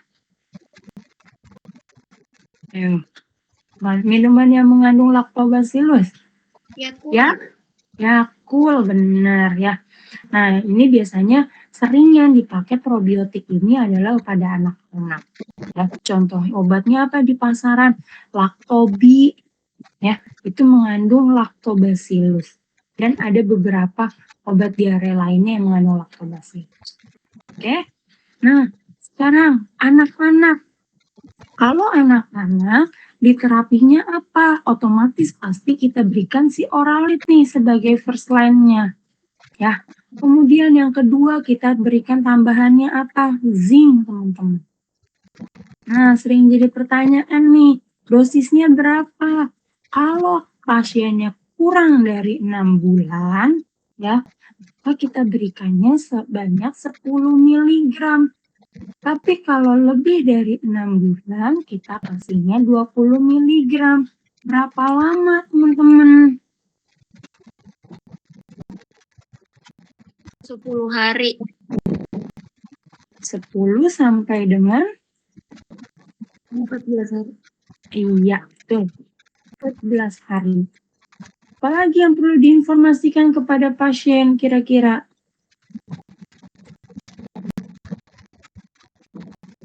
Harus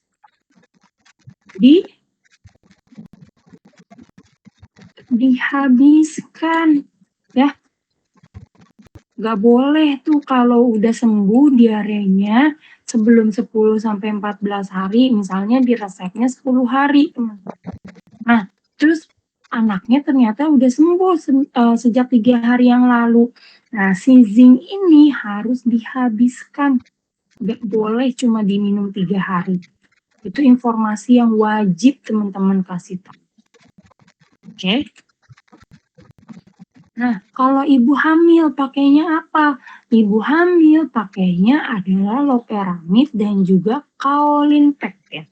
Nggak boleh dikasih si Attapulgite, ya, karena kategori kehamilannya masuknya ke yang kategori D.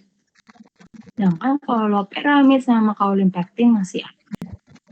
Oke, selanjutnya nih, ini juga sering jadi pertanyaan. Diare yang disebabkan karena bakteri ya, yang tadi tuh diare yang di atas nih, yang di sini. Kulturnya ternyata positif. Nah, kira-kira kalau Salmonella sama E. coli, kira-kira dikasihnya antibiotik ini yang depannya C. Ciprofloxacin. Betul. Cipro. Ya, cara ngapalinnya gimana, Kak? Salmonella depannya apa? S. E. coli.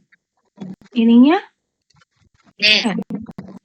Nah, gampangnya di Indonesia disebutnya bukan Cipro, tapi Cipro. Ya. Sering kan dengar ciprofloxacin. Ya. Kalau di luar negeri atau yang benarnya adalah Cipro.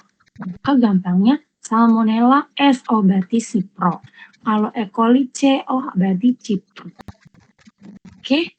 Nah, kalau Vibrio cholera, Kira-kira obatnya apa antibiotiknya dari D? Sisiklin. Betul ya, doxycycline.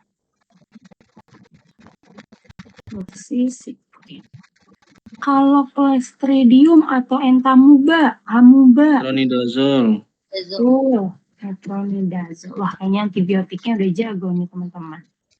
Campylobacter, pastinya Amoxicillin. bukan amoxicillin. Azithromycin. Betul, azithromycin. Nah, terakhir, ini jarang keluar sih, tapi saya pernah nemu di latihan soal. Kira-kira kalau Gardia pakainya apa? Antibiotiknya juga nggak terlalu terkenal. Depannya P. Penicillin. Bukan penisilin. Paramomisin. Pernah dengar antibiotik paramomisin? Enggak ya, sama saya juga waktu awal nemu bakteri ini nggak pernah nemu nih antibiotik paramomisin. Tapi kalau teman-teman cari di daerah-daerah Afrika, antibiotik paramomisin ini sangat hits karena biasanya dipakai untuk kejadian-kejadian pada kasus kekurangan gizi karena antibiotik, karena bakteri. Itu sering dipakai obat paramomisin. Oke, jelas ya untuk diare? Ada pertanyaan dulu untuk diare? Bentar ya, Kak, jangan di ini dulu, mau dipotong. Kalau misalkan dia diare karena perjalanan, Kak, Oke, atau kita sebut dengan apa tuh? Traveling.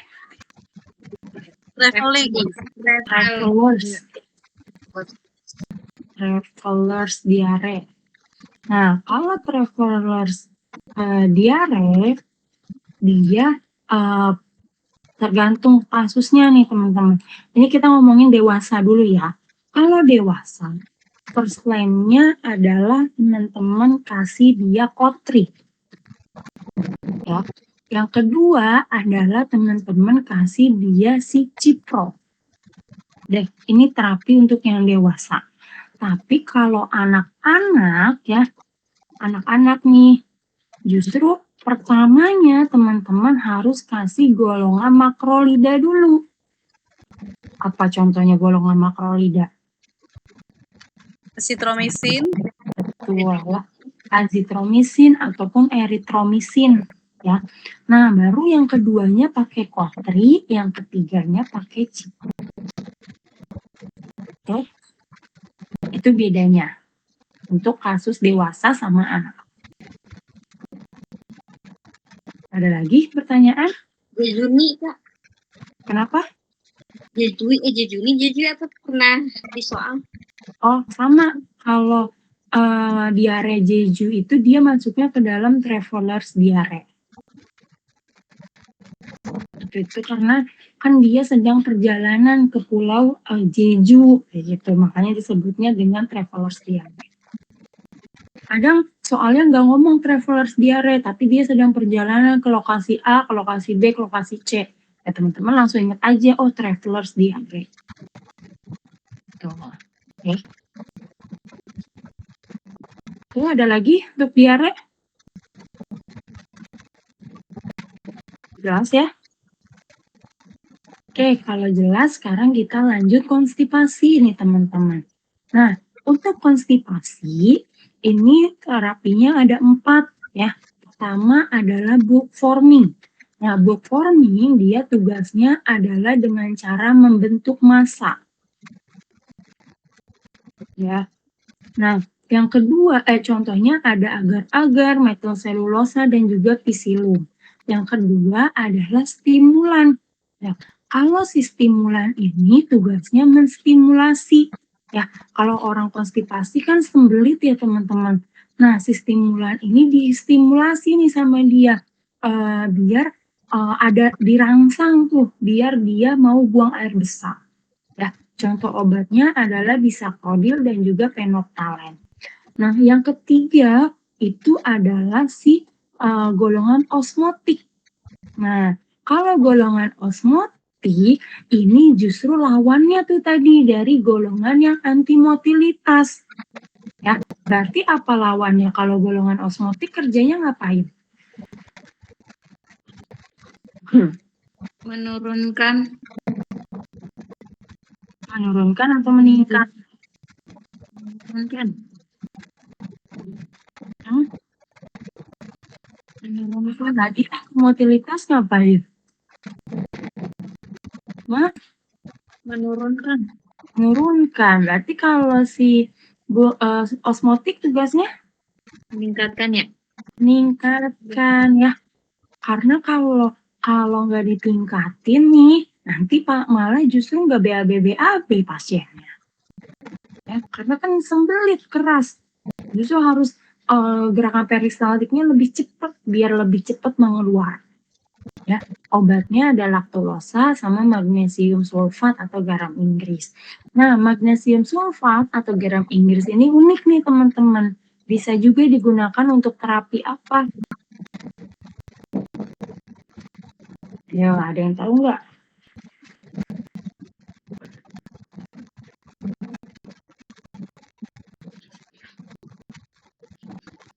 Tadi kita belum kuisis sih. Kalau kita udah kuisis, mungkin teman-teman bakalan tahu. Ayo, ada yang tahu nggak? Atau PR nanti ya buat pas kuisis ya. Udah saya kasih clue ya. Nih, si magnesium sulfat atau garam Inggris nanti bakal ada di kuisis. Nih, teman-teman cari tahu tuh kira-kira apa tugasnya. Oke? Nah, yang terakhir adalah emulien. Nah, si emulien ini ada yang tahu nggak artinya apa? Emulien. Kan teman-teman udah dapat materi tekno tuh. Apa sih emulien? Pelunak, pelembut apa sih? Ya, pelunak, pelembut, apa? Yang benar yang mana nih?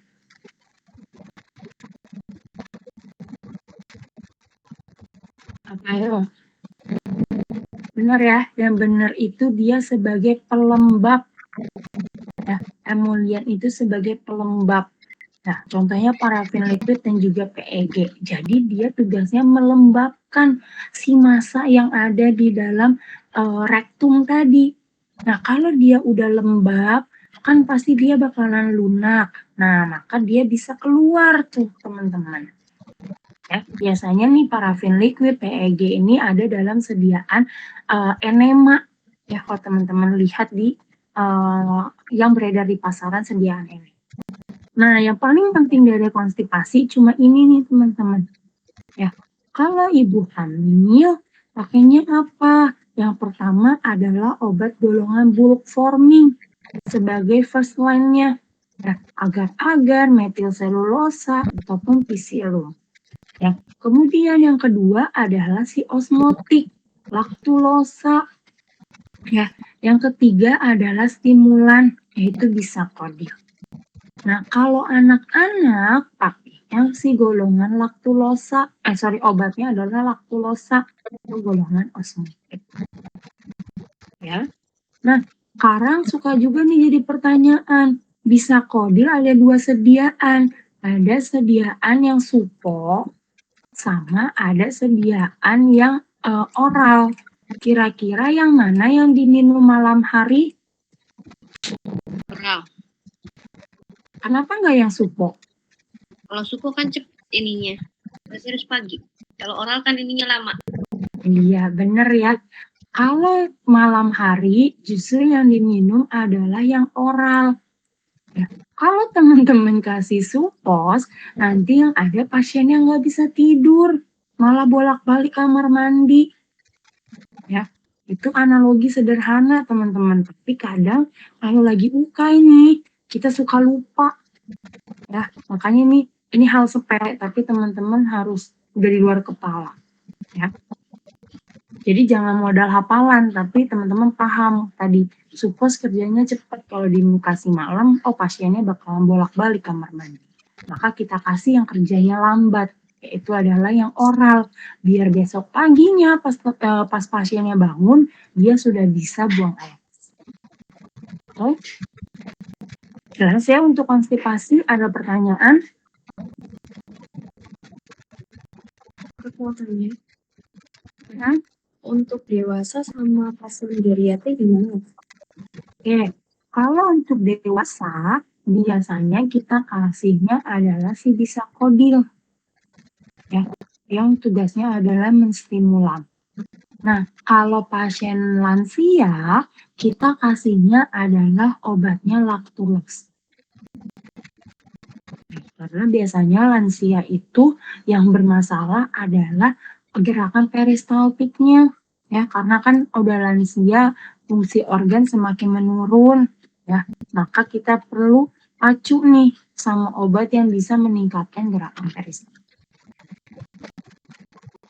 Oke. Tapi bisa nggak Kak lansia dikasih bisakodil? Bisa. Tapi yang paling aman untuk lansia adalah laktulosa dulu. Gitu. Ya. Jelas ya? Ya, jelas. Makasih, Kak. Oke. Ada pertanyaan lagi untuk konsultasi? Paham ya? Mau nanya Kak, yang emollient tadi sebagai apa? Emollient Dia itu aku tadi sebagai- ketinggalan Kak yang emollient. Oke, kalau emulien dia sebagai pelembab, ya. Jadi massa yang ada di rektum, ya, kan sebelum dibuang itu bakal dikumpul nih di rektum, ya. Nah, kan dia bakalan keras tuh, makanya menyebabkan konstipasi, sembelit, nggak bisa keluar. Nah, tugasnya si emulien ini membuat massanya itu menjadi lembab, ya. Kayak teman-teman pakai skincare nih, kulit teman-teman jadi lembab. Kalau kulitnya jadi lembab, maka akan terhidrasi ya. Maka apa sih namanya bahasa gampangnya si masanya itu nanti akan lunak dengan sendirinya. Kayak teman-teman gampangnya kalau bikin kue, makanya dikasih yang namanya baking powder tuh, biar dia nanti menjadi mengembang. Nah, kalau ngembang itu kan pasti ada bagian yang di dalamnya itu yang apa ya, lunak, yang kopong gitu. Nah, sama kayak massa pada konstipasi. Jadi dikasihin tuh si emulien ini biar dia menjadi lunak dan bisa dikeluarkan. Gitu. Oke. Makasih Kak. Ya, oke, jelas ya? Ada pertanyaan lagi? Kalau nggak ada, kita lanjut ke yang terakhir adalah mual dan muntah. Ya, untuk materi yang saluran pencernaan. Nah, untuk mual dan muntah, itu mekanismenya sebenarnya panjang, tapi teman-teman nggak perlu pusing-pusing ke sana. Yang paling penting adalah ini nih, 4 anak tangga ini. Kenapa? Pertama adalah mabuk perjalanan. Sering banget nih ditanyain. Kalau mabuk perjalanan pakainya apa? Cukup 2. Diphenhydramine atau dimenhydrinat. Ya, jangan ketukar nih. Biasanya saya suka ketukar nih orang-orang. Kalau ditanya dimenhydramine, diphenhydrinat. Ya, yang benar diphenhydramine, yang satu lagi dimenhydrinat. Oke, yang kedua, anak-anak dikasihnya apa? Dompe. Ya, domperidone. Ini paling sering adanya di obat apa sih kalau teman-teman hafal atau paling khas? Kan? Antimo bukan? Antimo. Betul ya, antimo. Kalau teman-teman lupa atau bingung apa ya isinya kalau mabuk perjalanan, ya teman-teman ingetin aja antimo. Oh, antimo isinya kalau nggak salah satunya, tapi saya lupa nih yang mana. Ya, intinya itu. Jadi nggak akan teman-teman lupa. Kalau teman-teman masih lupa, coba besok ke apotik, lihat beli antimo atau nggak googling, teman-teman googling cari, oh antimo itu ini, berarti dia untuk mabuk perjalanan. Itu cara gampang buat ngapalinnya ya. Anak-anak pakainya apa? Dompe, dah paling hafal, top, nggak ada yang bisa ngalahin ya. Nah, ibu hamil itu ada tingkatannya teman-teman. Yang pertama, teman-teman harus pakaikan yang namanya piridoksin. Kira-kira piridoksin itu vitamin berapa? Vitamin B6. Betul ya, vitamin B6. Nah, kalau udah nggak mempan pakai piridoksin, pakainya apa? Doxilamin. Nah, yang terakhir baru kasih ondansetron. Ya, kalau ibu hamil nih, biasanya kasusnya ada 2 teman-teman. Ya, Pertama sering disebut dengan yang namanya morning sickness. Pernah dengar morning sickness? Mual pagi hari. Iya, benar. Ya, ini biasanya gejala pada awal-awal kehamilan. Nah, yang kedua adalah dia mual atau muntah yang terjadi pada trimester ketiga. Nah, kalau mual muntah pada morning sickness, itu teman-teman bisa rekomendasikan yang kategori 1 dan kategori 2. Tapi kalau mual dan muntahnya pada trimester ketiga, biasanya udah nggak mempan teman-teman pakai kategori 1 dan 2. Maka kita rekomendasikan untuk yang kategori ketiga. Atau yang ondansen. Nah, mungkin nggak sih ada kejadian morning sickness-nya harus pakai ondan? Bisa, ya. Biasanya ada juga yang memang sudah tidak bisa ditangani dengan 2 obat ini, maka perlu juga diberikan yang namanya si ondansetron. Intinya ondansetron itu dikasih untuk kasus yang udah parah, udah mual muntahnya tidak bisa tertangani lagi, baru kita kasih si ondan. Tapi kalau masih bisa ditangani, pakainya dulu nih si piridoksin, baru nggak mempan pakai doksilamin, nggak mempan juga baru. Oke. Nah, yang terakhir adalah pasca kemo. Ya, sering juga nih keluar pasca kemoterapi pasiennya. Maka kita berikannya apa? Golongan antagonis reseptor 5H3. Itu yang belakangnya sentron-sentron, ondansetron, garnisentron, dan sentron-sentron lainnya. Kenapa? Karena ketika kemoterapi, reseptor ini dihambat juga teman-teman. Ya, diblok juga sama obat-obat kemo. Makanya kita perlu ngeblok balik biar tidak muncul efek mual. Oke, paham ya? Untuk mual dan muntah ada pertanyaan? Kalau ini Kak mau nanya, kalau untuk obat yang pasca kemo itu biasanya ondansetron diberikan setengah jam sebelum makan atau bagaimana Kak? Oke, kalau sebenarnya ini bakal kita bahas lebih lanjutnya besok sih terkait onkologi, tapi nggak apa-apa. Nah, kalau ondansetron biasanya dia diberikannya bukan seperti obat mual muntah lainnya kalau pada pasien kemo, tapi diberikannya adalah setelah 1 jam ataupun 2 jam pasca kemoterapi. Ya, biasanya dia digabung tuh nanti sama obat antidepresannya. Kenapa? Karena kan efek kemoterapi itu kadang cepat, ada juga yang lambat. Maka harus diberikan secepat mungkin. Ya, bisa jadi ketika setelah kemoterapi maksimal 1 jam ataupun setengah jam pun udah bisa. Nah, biasanya apalagi pada anak-anak. Saya waktu saya di Rumah Sakit Tarakan, kan Rumah Sakit Tarakan menangani pasien kemoterapi anak juga ya. Nah, justru pada kasus-kasus leukemia, kemoterapi pasca kemo leukemia, itu ondansetronnya udah bisa dikasih 30 menit setelah kemoterapi. Karena biasanya justru pasien leukemia anak itu mual muntahnya hebat. Makanya harus secepat mungkin diberikan si ondansetron. Jadi beda-beda pemberian ondansetronnya. Dan itu diberikannya jangka panjang nggak Kak? Enggak. Diberikannya cuma maksimal 2 ataupun 3 kali setelah kemoterapi. Jadi enggak 2 hari, 3 hari, enggak gitu. Dia cuma selang, kan kalau pasien kemo itu kadang masih stay di rumah sakit juga ya buat melihat efeknya bagaimana. Nah itu selama dia masa pemulihan di rumah sakit itu aja yang diberikannya. Setelah dia pulang ya udah selesai obatnya. Oke, ada pertanyaan lagi?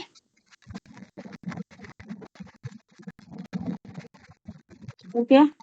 Oke, kalau cukup kita masuk satu lagi pembahasannya sedikit, ini terkait dengan nefrologi. Biar besok kita tinggal bahas onkologi dan juga opsin dan pembahasan soal ya. Nah, untuk nefrologi nih, nanti kita bahasnya ada 2, GGA dan juga GGK. Ini gambaran dari ginjal kita ya teman-teman. Teman-teman bisa baca, bisa dipahamin sendiri ya. Intinya tugasnya dari ginjal itu apa sih teman-teman? Ya, tugasnya ginjal. Ginjal untuk membantu proses ekskresi ya. Ya, sebelum ekskresi ada yang namanya filtrasi ya, atau penyaringan. Itu tugas utama dari yang namanya ginjal. Ya, dia tugasnya untuk memfiltrasi atau menyaring. Nah, jadi kalau ginjal kita bermasalah, maka nanti yang akan disaring untuk dikeluarkan melalui urin pun akan bermasalah. Ya, kalau ginjal kita bagus, maka yang akan keluar pun akan bagus. Artinya apa? Jumlahnya, kemudian komponennya, ya, dan berbagai macam faktor lainnya. Makanya kalau pasien udah masalah sama ginjal, perlu yang namanya dilakukan hemodialisa. Karena ginjal itu sentral nih untuk filtrasi. Oke? Nah, ini perlu perhitungan GFR ya, teman-teman juga pasti udah dapat di materi tekno ya, sama Kak Dela. Untuk perhitungan GFR-nya, ini kita teman-teman pelajari lagi buat soal-soalnya. Ya, bedanya cuma di 0,85. Ya, jangan ketukar tuh biasanya, suka lupa. Nah, ini stadium ginjal ya teman-teman juga kalau bisa sih tahu, tapi kalau nggak hafal pun nggak jadi masalah sebenarnya.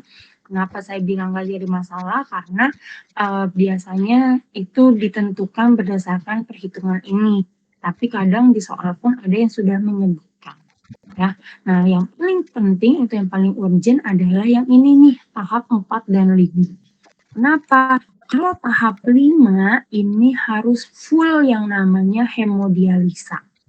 Nah, dan pada pasien yang gagal ginjalnya stage 5, dia jumlah asupan minuman ataupun cairan yang masuk ke dalam tubuh itu harus dibatasi teman-teman. Karena dia nggak punya proses filter, ya, maka dia akan melalui proses yang namanya hemodialisa. Dan hemodialisa nggak bisa dilakukan setiap hari. Ya, Kak, maaf, makanya teman aku ada yang mau masuk tapi belum masuk. ada yang udah join. Mau join tapi belum masuk. Belum bisa masuk. Soalnya nggak ada yang ini. Oh nih, oke.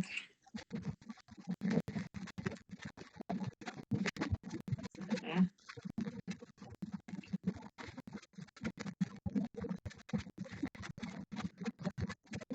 Oke, udah ya.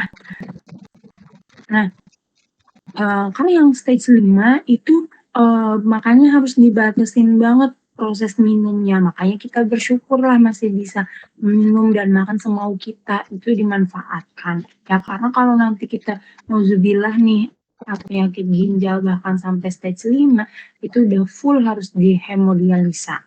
Teman-teman bisa cari tahu tuh gimana sih pasien yang mengalami hemodialisa itu kayak gimana. Nah, kalau yang stage 4 itu Itu masih bisa kalau dicas.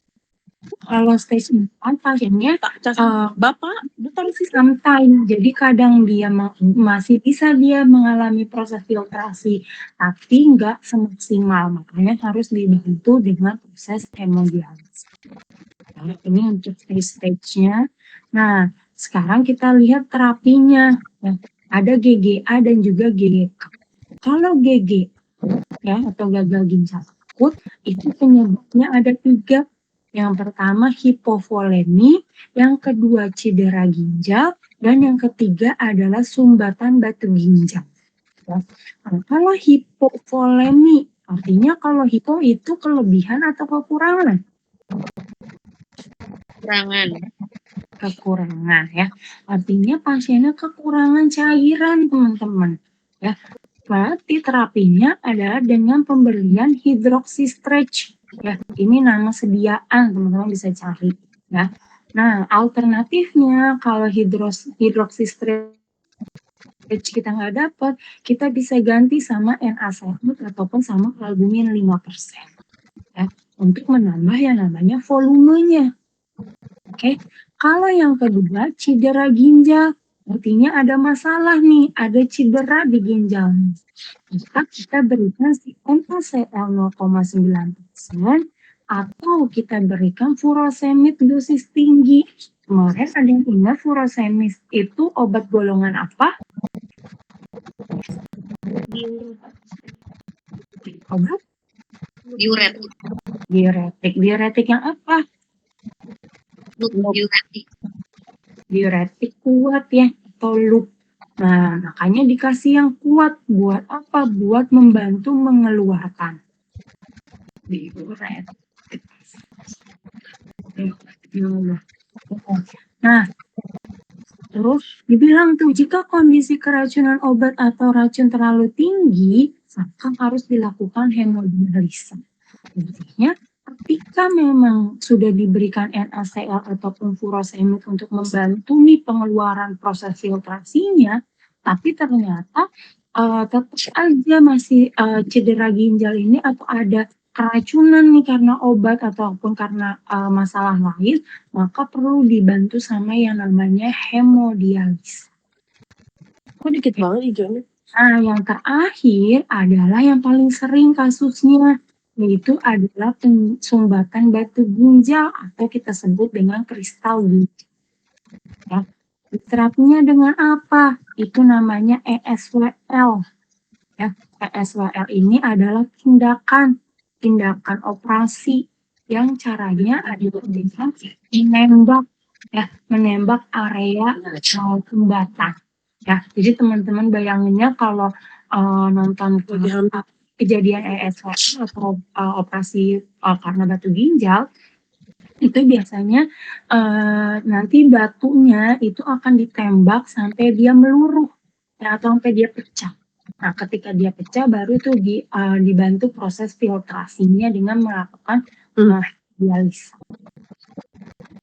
Nah, tapi untuk proses SWL ini itu harus dilihat juga apakah fungsi ginjalnya baik atau tidak. Kalau memang fungsi ginjalnya kurang baik, maka tidak bisa nih kita proses SWL. Ya, karena percuma setelah kita tembak, maka si kristal ginjalnya akan tetap ada pada ginjal atau pada bagian glomerulusnya. Ya, sedangkan yang kita harapkan adalah dia akan keluar. Ya. Nah, yang terakhir adalah GGK, teman-teman. Gagal ginjal kronik. Untuk gagal ginjal kronik penyebabnya ada 4 yang paling penting. Ya. Yang pertama adalah hipervolum. Kalau tadi GGA hipo, kalau GGK adalah hiper. Ya, kalau tadi GGA hipovolum ditambahkan volumenya, justru kalau GGK karena hipervolum kelebihan maka kita keluarkan ya dengan menggunakan apa? Obat golongan diuretik. Ya, furosemid. Maka bisa nggak diuretik yang lain? Diuretik yang lain itu punya kemampuan memang, tapi tidak lebih baik jika dibandingkan dengan furosemid yang paling bagus nih, diuretiknya cepat. Makanya kita pakai furosemid.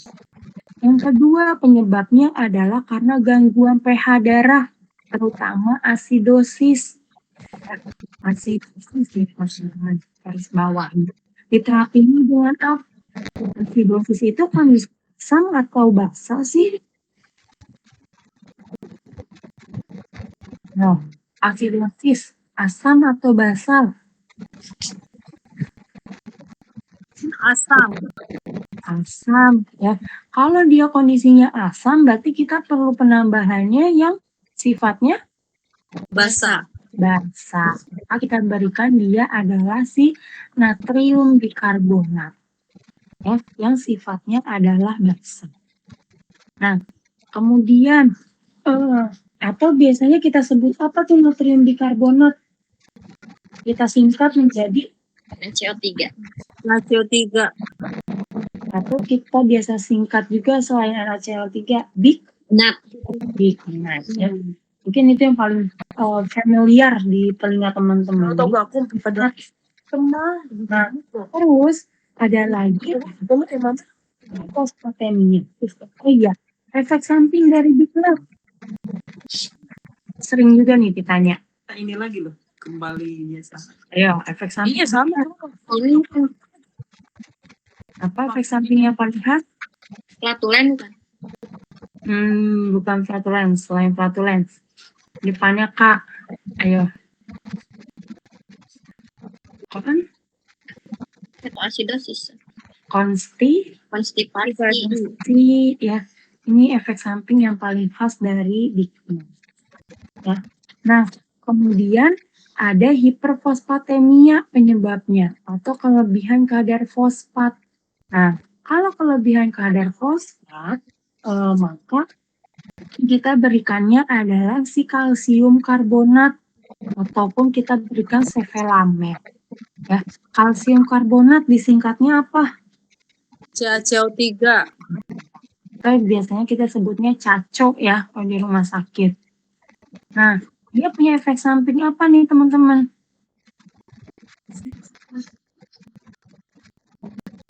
Sama ya, sama si natrium bikarbonat, efek sampingnya konstipasi. Nah, terus sebenarnya selain itu ada lagi nih penyebab gagal ginjal kronik adalah electrolyte imbalance. Artinya elektrolit yang tidak stabil, yang tidak sebanding, yang tidak seimbang. Nah, kenapa kok kita nggak perlu terapi? Karena ini bisa diterapi tanpa menggunakan obat, yaitu dengan penambahan elektrolit. Ya, minum yang teratur, kemudian mengurangi minuman-minuman yang tidak maksudnya yang tidak dibutuhkan tubuh ya. Ini tugasnya dari individual atau dari pola hidup. Ya. Nah, selain itu ada yang namanya CKD-MBD nih, mineral bone disorder. Ya, kalau udah mineral bone disorder, maka dia bisa menyebabkan gagal ginjal kronik juga. Nah, maka kita perlu berikan tambahan vitamin, yaitu adalah vitamin D yang kaitannya dengan tulang. Ya, yang terakhir adalah anemia. Nah, kenapa kok anemia dia bisa nyebabin yang namanya gagal ginjal kronik? Apa kaitannya kira-kira? Ya, ada yang tahu kaitannya? Anemia itu apa sih? Artinya kekurangan apa? Kurang darah. Darah apa nih? Sel darah merah, putih, trombosit. Oke, sel darah merah. Sel darah merah kita disebut sama eritrosit. Ya, eritrosit itu terdiri dari komponennya atau pembentuknya. Hemoglobin Kak. Iya, atau Hb. Nah, Hb itu juga dibentuk lagi nih dari yang namanya apa? Ada yang tahu? Trombosit bukan Kak? Eritrosit. Eritrosit. Poietin. Eritropoid. Ya, dibentuk sama yang namanya eritropoietin. Eritropoietin ini terjadinya di mana atau proses pembentukannya di mana? Di ginjal, teman-teman. Ya, jadi kalau pasiennya sudah gagal ginjal kronik, sudah parah, maka dia tidak bisa memproduksi yang namanya eritropoietin. Ya, kalau eritropoietinnya sudah terhambat, maka Hb-nya akan berkurang. Hb berkurang menyebabkan eritrositnya kurang. Eritrosit kurang, maka akan menyebabkan yang namanya anemia. Ya, makanya terapinya apa? Terapinya adalah penambahan eritropoietin dari luar ataupun penambahan vitamin B. Berapa kira-kira yang kaitannya sama darah? B 12. B12. Ya, tapi yang paling urgent adalah si eritropoietin. Nah, kemarin kita bahas tuh waktu pembahasan hematologi. Ya, anemia karena ada gagal ginjal. Kita harus lihat juga nilai Hb-nya. Ya, Hb berapa yang dikasih eritropoietin? Kurang dari 7. kurang dari 7. Kalau Sip. Kurang dari yakin kurang dari 7, kurang dari 5, 7 itu diskusi Kak. normalnya berapa sih? Ya, sebelum ngomongin itu dulu, normalnya HB berapa? HB normal. 8 bukan Bukan Kak? sampai 12. HB normal itu dia di atas dari 12, teman-teman. Ya, itu gampangnya. Sebenarnya kalau teman-teman baca lagi, beda lagi antara pria dan wanita.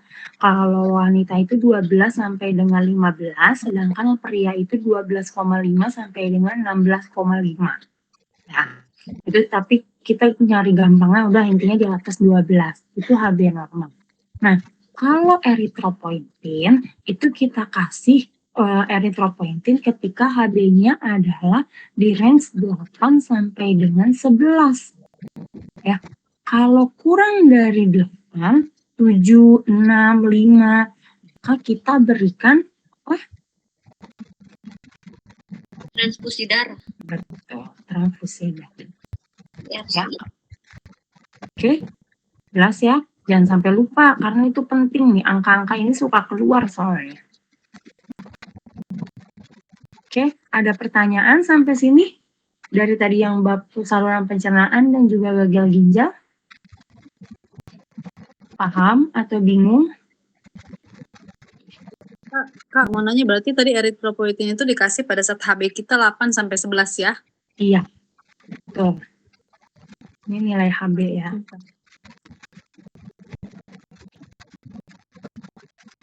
Jadi kalau kasusnya anemia karena gagal ginjal kronik ya balik lagi ya. Tadi HB-nya berapa? Kalau HB-nya 8-11 kita kasih eritropoietin. Kalau mungkin angkanya 11 sampai mendekati 12 bisa kita tambahin vitamin B12 aja ya. Kalau ternyata jauh banget gitu kurang dari 7, kurang dari 8, berarti ya itu nggak bisa kita kasih ini. Kita harus kasih yang namanya transfusi.